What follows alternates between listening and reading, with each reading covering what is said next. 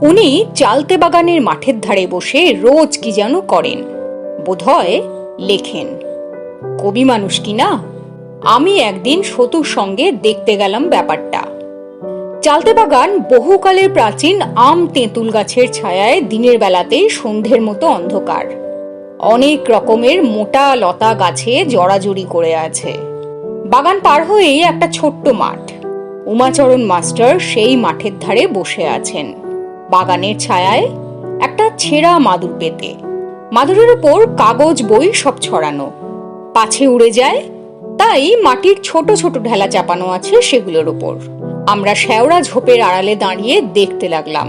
তিনি কখনো উপুর হয়ে কি যেন লিখছেন, কখনো বা সামনের মাঠের দিকে চেয়ে কি যেন ভাবছেন, কখনো বা আপন মনে হাসছেন, বিড়বিড় করে কি যেন বকছেন।